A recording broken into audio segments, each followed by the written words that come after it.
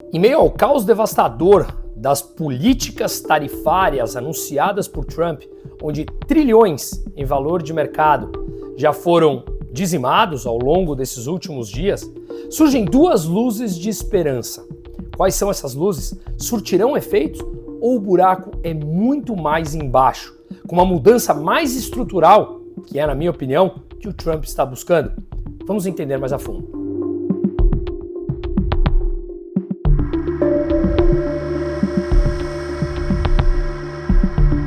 Mas antes, eu vou pedir 1 minuto da sua atenção. Para quem me acompanha sabe que nesse canal nós apoiamos e enaltecemos as empresas que partilham dos mesmos valores que nós. Empresas que têm coragem de se posicionar e dar as caras para o mercado. Vamos falar então rapidamente do Rio de Janeiro? Você sabe o que tem acontecido na cidade maravilhosa? O Rio de Janeiro sangra e é muito louco pensar que uma cidade com tanta beleza, cultura e vida tenha se tornado refém do medo, da violência e do crime organizado. Mas o que eu quero contar para vocês é que a Brasil Paralelo decidiu juntar tudo isso num documentário forte, direto e que escancara a realidade e a criminalidade no Rio de Janeiro. Nesse documentário, especialistas, moradores e autoridades revelam uma realidade que poucos ousam mostrar. E o documentário é Rio de Janeiro, Paraíso em Chamas. Estreia no dia 15 de abril, às 8 horas da noite, exclusivo na Brasil Paralelo, totalmente de graça. Para assistir, é só se cadastrar no link da descrição e o QR Code está aqui na tela também. Gente, esse doc não é sobre o Rio de Janeiro. Ele é um baita alerta para o Brasil inteiro. Como uma cidade chega nesse ponto? Quem está no controle de verdade?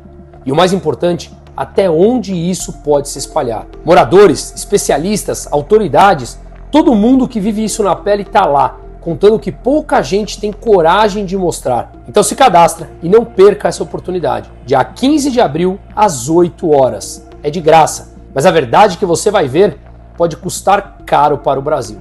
Na semana passada tivemos a possibilidade de analisar em 3 vídeos disponíveis aqui nesse canal toda a situação que vem acontecendo, desde o anúncio das tarifas por parte dos Estados Unidos de produtos importados de vários outros países.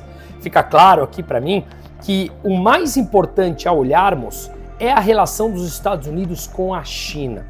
E isso o próprio Trump vem deixando claro, chamando outros países para negociar individualmente com eles, mas a grande guerra aqui geopolítica, ou pela hegemonia monetária, mundial, de defesa, do que quer que queiramos falar, é realmente entre Estados Unidos e China.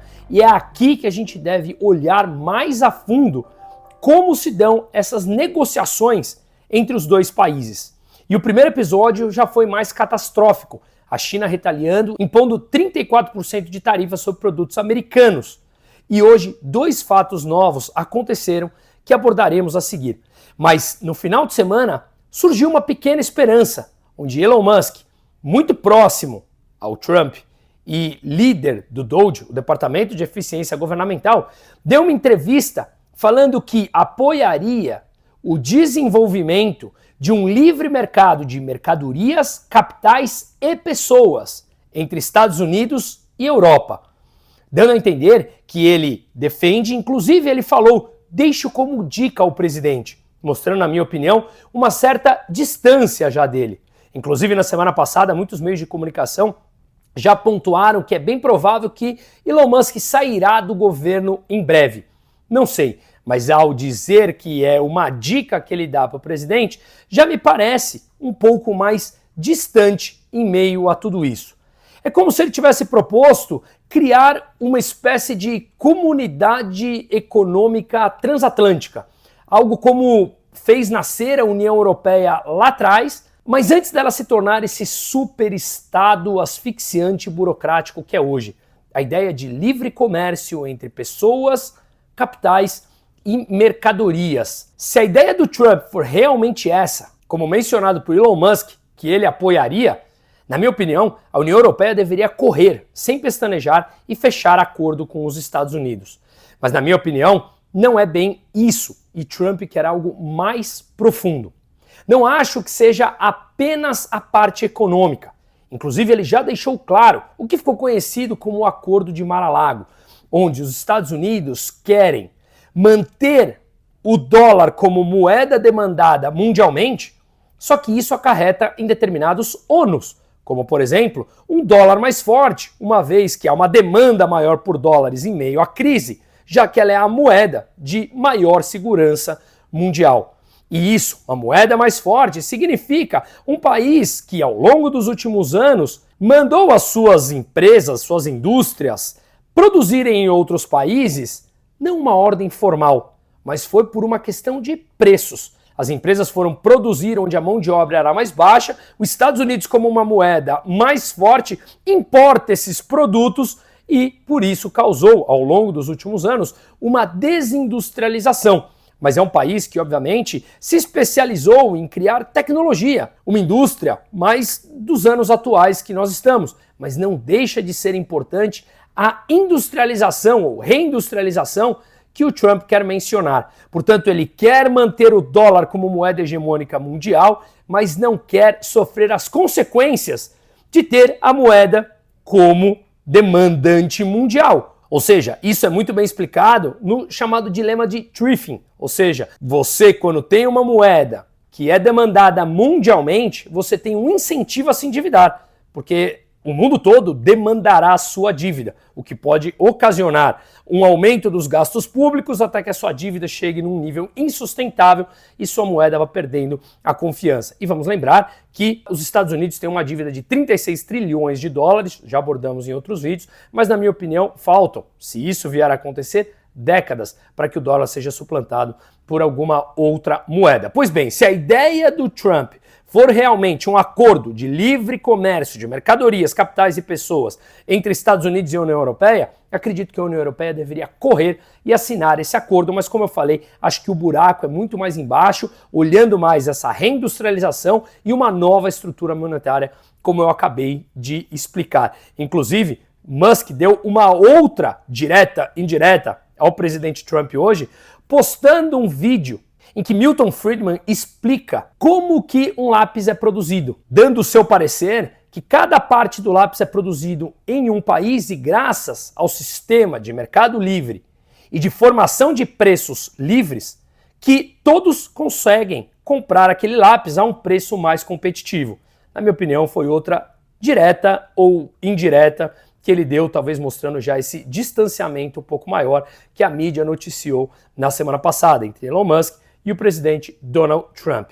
Mas mesmo que essa proposta seja o que Trump quer ou quisesse, eu acho que além de motivadora, ela enfrenta 3 grandes obstáculos. Primeiro, nós não sabemos se Trump quer algo realmente assim, porque ele não falou explicitamente sobre um acordo da forma como Elon Musk mencionou que apoiaria. Um outro obstáculo é, mesmo que o Trump queira chegar a um acordo nesses moldes com a União Europeia, será que Trump gostaria realmente de zerar as tarifas? Por mais que Trump seja à direita, eu estive lá nas eleições, claramente apoiei a eleição do Trump frente a Kamala Harris, é, na minha opinião, impossível nós termos um incentivo ao livre comércio, que é o que eu prego, com imposições de tarifas tão altas. Portanto, será que o Trump gostaria de chegar num acordo de livre comércio com a União Europeia? Se sim, zeraria essas tarifas ou em quais moldes seriam esse acordo de renegociação? O que também está em aberto.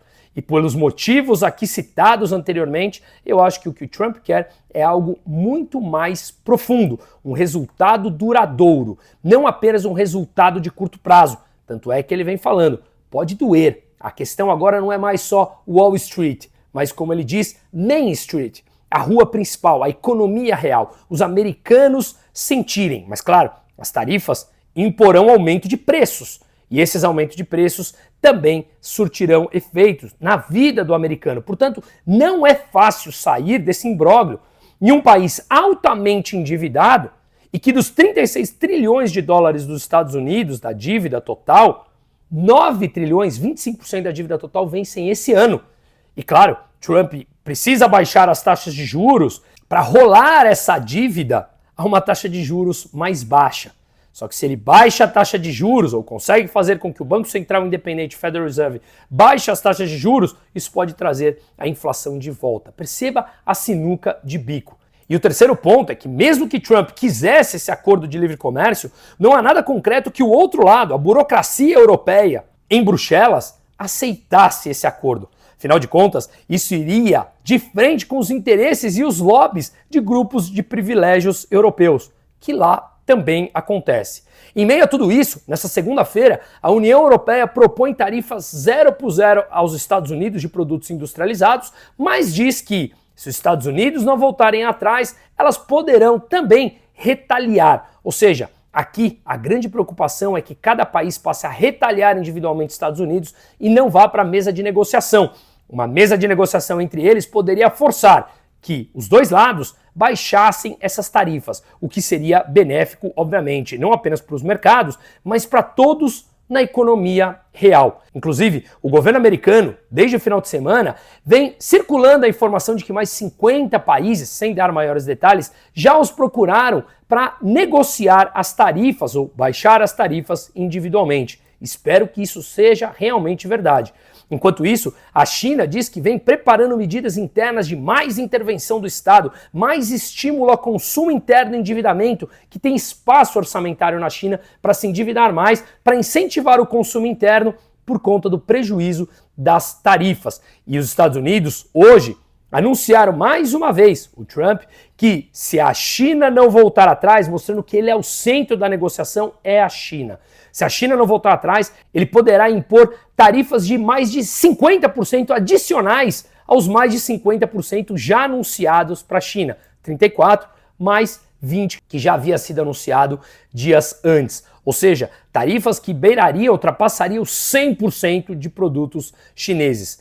Lembre-se, eu já mencionei o livro do Trump, The Art of Deal, A Arte da Negociação, em que ele fala que numa negociação você não pode mostrar fragilidade e ser duro até as últimas consequências. Espero que seja isso em nome do livre comércio e da liberdade entre todos de negociar. Porque, claro, já mostramos num vídeo disponível aqui na sexta-feira nesse canal que a metodologia usada por Trump para dizer que determinados países impõem tarifa aos Estados Unidos não é a tarifa em si, mas é um cálculo matemático básico, que é o déficit comercial, ou seja, a diferença entre o que ele exporta e importa com os Estados Unidos, dividido pelo montante que os Estados Unidos pagam pelas exportações. Portanto, o que ele anunciou como tarifa que os outros países impõem aos Estados Unidos é algo como um déficit comercial relativo e não tarifas.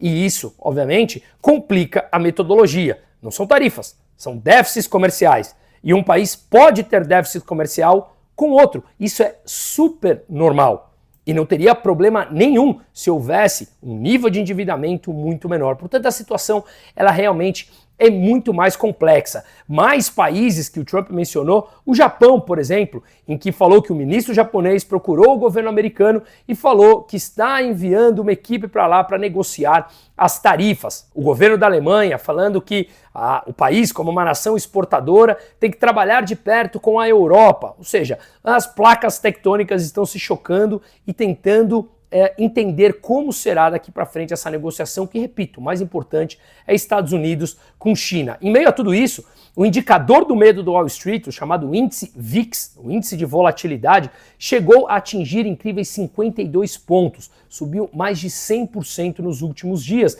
E agora, nesse exato momento que eu estou gravando, às 15 para as 4 da tarde, está por volta de 47 pontos.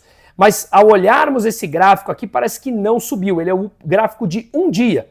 Ao olharmos o mesmo gráfico do VIX no último ano, veja como desde março para cá ele subiu de maneira exponencial, mostrando que o mercado está fragilizado com esse receio do que poderá vir. Em meio a tudo isso, figuras importantes do mercado americano, Howard Marks, da Oaktree Capital, falando que vê restrições significativas ao comércio. O Druckenmiller se diz contrário a qualquer tarifa que exceda a alíquota de 10%.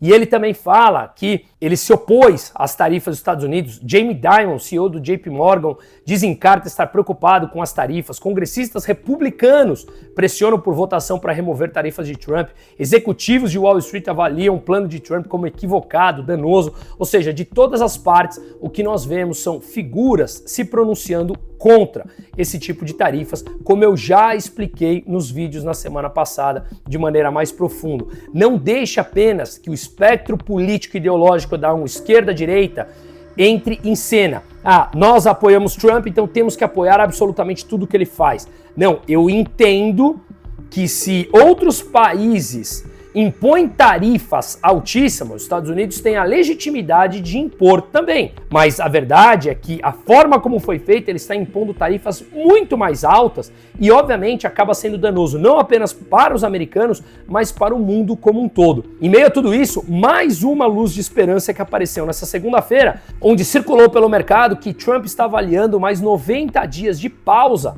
para repensar essas tarifas e negociar. E aí os mercados que caíam 3, 4% zeraram, chegou inclusive a positivar e depois voltou a cair, mas bem mais leve. Por quê? Porque logo depois a Casa Branca veio e negou que tenha soltado essa notícia e que estava pensando em 90 dias de pausa. Inclusive saiu que Trump pressionou a Europa e a Ásia por um acordo e ele vive falando que esses países estão morrendo de vontade de fazer um acordo e que assim seja.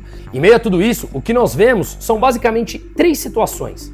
Quando vivemos situações tão atípicas como essa e os mercados caem drasticamente, como devemos entrar já num bear market, mercado de queda, isso significa que os mercados podem, depois dessa queda, encontrar um novo equilíbrio de preços e posição técnica. Ou os bancos centrais começarem a injetar mais dinheiro na economia, manipulando as taxas de juros novamente para trazer uma liquidez, e nessa liquidez parece que está tudo bem no curto prazo e no médio e no longo prazo a situação se complica de novo. Ou então o governo dos Estados Unidos reverte parte ou a totalidade das tarifas implementadas. Não sabemos o que ocorrerá, espero que seja pela pauta da negociação e uma diminuição dessas tarifas. A verdade é que os mercados podem começar a ficar mais atrativos em preços, mas na minha cabeça, o que parece é que Trump busca uma mudança estrutural e não apenas de curto prazo.